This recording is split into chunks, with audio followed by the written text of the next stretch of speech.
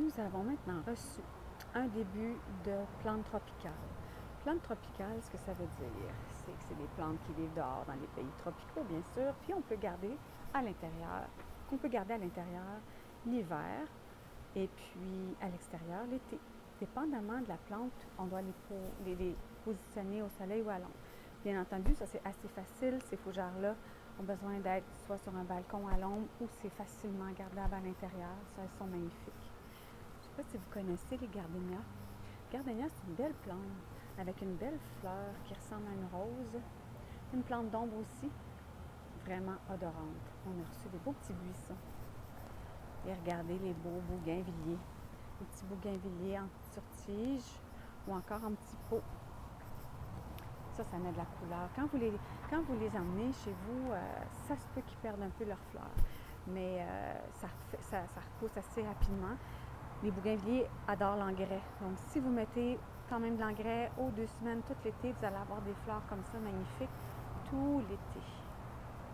On a différents petits paniers ici. Oh, de la scabéole rose, on n'en voit pas souvent.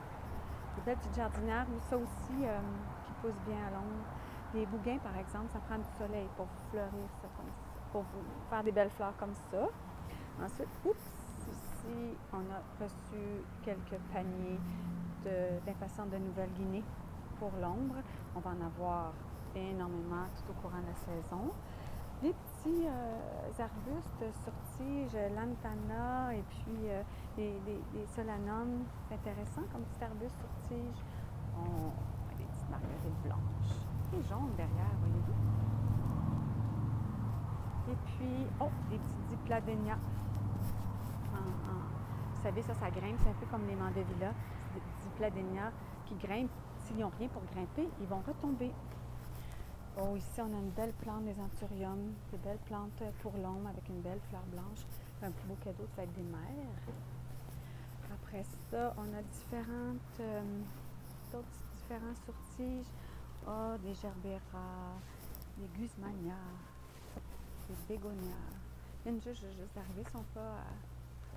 Puis regardez les belles orchidées. Elles ne sont pas déballées encore. Est-ce qu'on a reçu des plantes de tomates? Oh, quelques plantes de tomates. C'est vraiment un bref arrivage de légumes. Mais regardez, il y avait des tomates déjà dedans. Des petits hibiscus. Et puis là, les premières sauges. Le printemps s'en vient. Rosemary. Oh, regardez les petits plants de rosemary sur tige. Je vous dis, je suis ici, là. Ça sent bon. La plante basilic. Puis on a des cannas. Des bananiers. Reste calme, c'est excitant. Regardez les beaux... C'est quoi, c'est-tu des cannas? Oui, des cannas. Déjà en fleurs. Wow! Ceux-là, je les aime beaucoup aussi. 2 couleurs. Et puis ici, vous avez des petits mandevilla.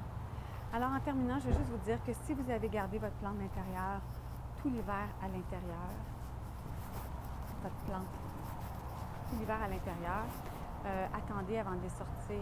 La température la nuit ne doit pas baisser en bas de 15 degrés. Donc, si vous les sortez trop tôt, il va y avoir un choc, vous risquez de perdre votre plante. Et puis, quand vous les sortez à l'extérieur, ils ont passé l'hiver à la maison, trouvez un endroit ombragé idéalement. Vous pouvez sortir le jour et rentrer la nuit. À partir du moment où il n'y a plus de risque que la température baisse en bas de 10-15 degrés la nuit, vous pouvez les laisser dehors.